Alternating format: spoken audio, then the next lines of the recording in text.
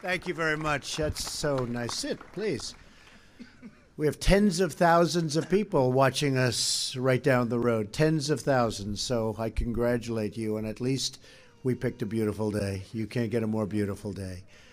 I want to thank our Vice President, Mike Pence, for that wonderful introduction. I also want to thank you and Karen for being true champions for life. Thank you. And thank Karen. Today I'm honored and really proud to be the first president to stand with you here at the White House to address the 45th March for Life. That's very, very special. 45th March for Life. And this is a truly remarkable group. Today, tens of thousands of families, students, and patriots, and really just great citizens gather here in our nation's capital. You come from many backgrounds, many places, but you all come for one beautiful cause: to build a society where life is celebrated, protected, and cherished.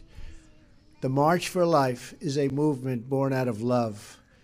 You love your families, you love your neighbors, you love our nation, and you love every child, born and unborn, because you believe that every life is sacred, that every child is a precious gift from God.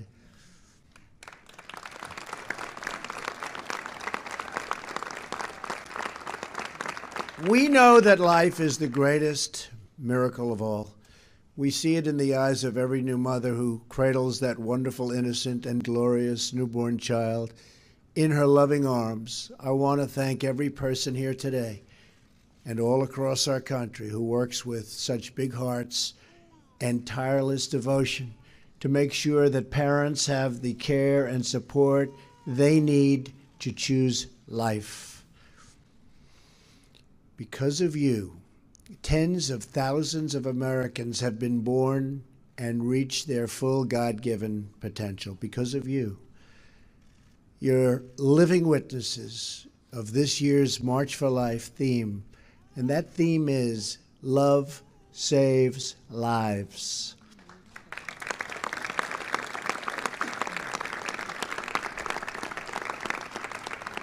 As you all know, Roe versus Wade has resulted in some of the most permissive abortion laws anywhere in the world.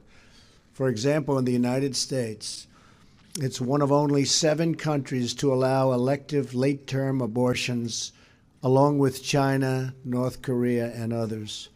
Right now, in a number of states, the laws allow a baby to be born from his or her mother's womb in the 9th month. It is wrong. It has to change. Americans are more and more pro-life. You see that all the time. In fact, only 12% of Americans support abortion on demand at any time. Under my administration, we will always defend the very first right in the Declaration of Independence, and that is the right to life.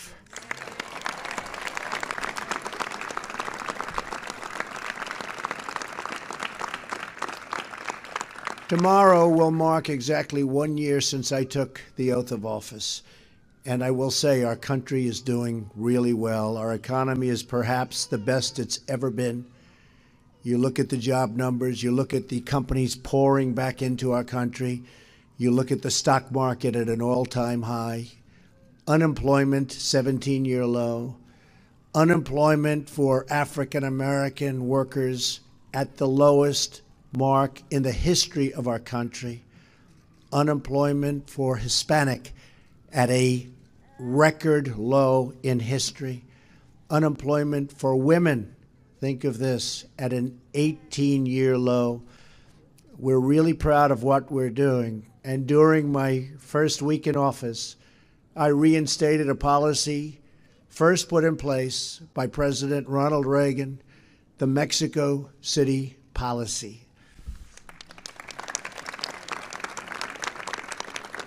I strongly supported the House of Representatives' pain-capable bill, which would end painful late-term abortions nationwide.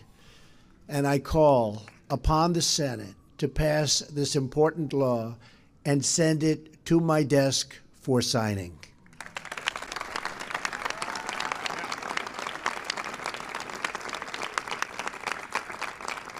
On the National Day of Prayer, I signed an executive order to protect religious liberty. Very proud of that. Today, I'm announcing that we have just issued a new proposal to protect conscience rights and religious freedoms of doctors, nurses, and other medical professionals. So important. I have also just reversed the previous administration's policy that restricted states' efforts to direct Medicaid funding away from abortion facilities that violate the law.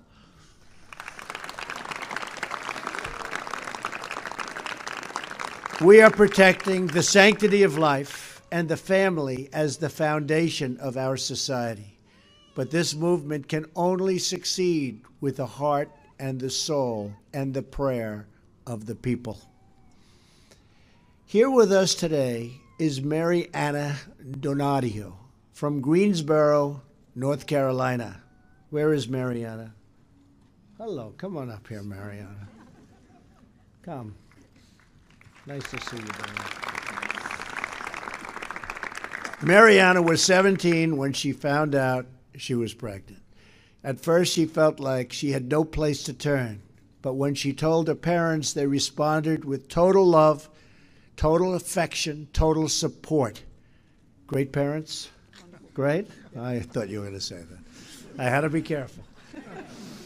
Mary Anna bravely chose life and soon gave birth to her son. She named him Benedict, which means blessing. Mary Anna was so grateful for her parents' love and support that she felt called to serve those who were not as fortunate as her. She joined with others in her community to start a maternity home to care for homeless women who were pregnant. It's great. They named it Room at the Inn. Today, Mary Anna and her husband, Don, are the parents of 6 beautiful children, and her eldest son, Benedict, and her daughter, Maria, join us here today. Where are they? Come on over.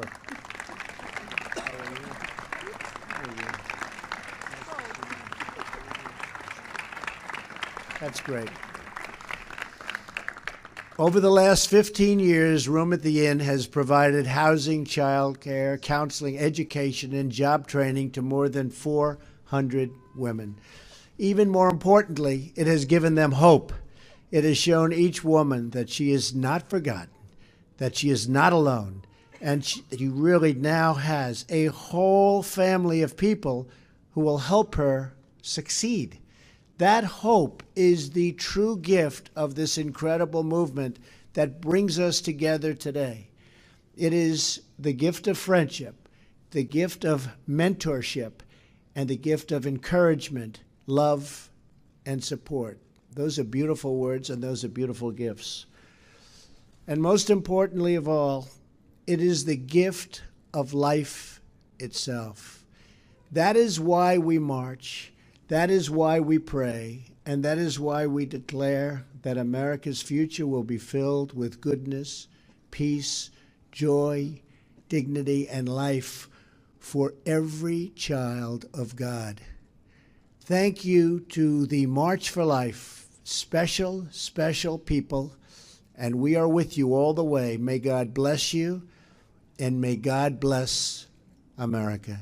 Thank you. Thank you. Thank you very much. Thank you. Fantastic. Thank you very much.